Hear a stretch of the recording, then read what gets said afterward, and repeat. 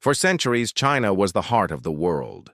Its silk, porcelain, and spices were treasures coveted by entire kingdoms, but pride turned into ruin. In the 19th century, the Chinese empire collapsed under the weight of humiliation, the Opium Wars, unequal treaties, and foreign invasions. The country that once led global trade was fragmented and exploited. In 1949, after decades of chaos and foreign domination, one man promised to rebuild the nation, Mao Zedong. Communism was born in China with force, but also with devastating consequences. The Great Leap Forward and the Cultural Revolution plunged the country into poverty and famine. Millions died. The economy collapsed. The world saw China as a forgotten land, frozen in time, voiceless in the new global order. But behind the scenes, a new name was preparing to change history: Deng Xiaoping.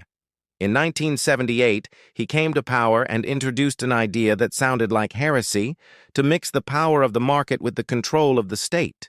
It was he who said the phrase that would change the nation's destiny. It doesn't matter if the cat is black or white as long as it catches mice. The message was clear. Results mattered more than ideology. Deng opened China's doors to capitalism, but on one condition: the Communist Party would keep control. While the West celebrated consumption and quick profit, China prepared to produce. It created special economic zones, attracted foreign investment, and millions of peasants migrated to booming cities. In just a few decades, the nation became a colossal global assembly line. In the 1990s and 2000s, multinational corporations rushed to take advantage of this new paradise of cheap production. Apple, Nike, Toyota, Microsoft all found in China what they wanted: scale and low costs. But what seemed like a temporary advantage became the West's biggest strategic mistake. Every factory built on Chinese soil transferred technology, knowledge, and power.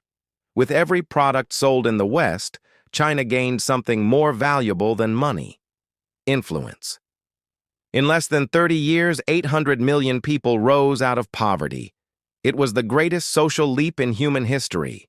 While other nations drowned in debt, China accumulated dollars, gold, and foreign bonds, even financing its own rival by buying trillions in U.S. debt. But China's strategy extended far beyond its borders. In 2013, the Belt and Road Initiative was born, a project connecting Asia, Africa, Europe, and Latin America through infrastructure and loans. It was an economic empire disguised as cooperation. Over 70 countries accepted Chinese money to build ports, railways, highways, and 5G networks.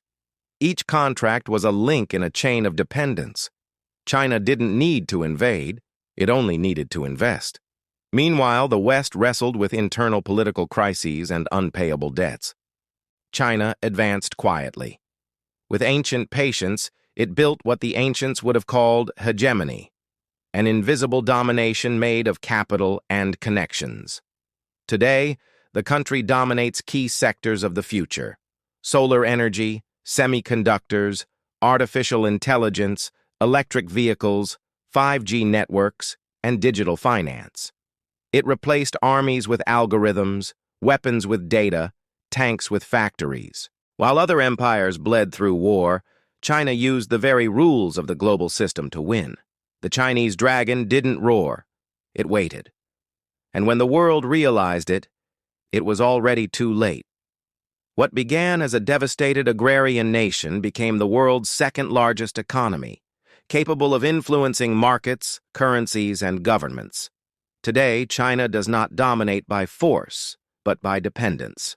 Every country that manufactures, consumes, or invests is somehow tied to its system. The influence is silent but absolute. It is the invisible empire, built not on territories, but on flows of money and technology. History shows that all empires fall. But China learned from the past. It understood that true power doesn't need weapons. It needs time, discipline, and vision. And perhaps in the end, the future doesn't belong to those who shout the loudest. but to those who understand the power of money best. Because true domination is not conquered through war. It is bought, built, and lent.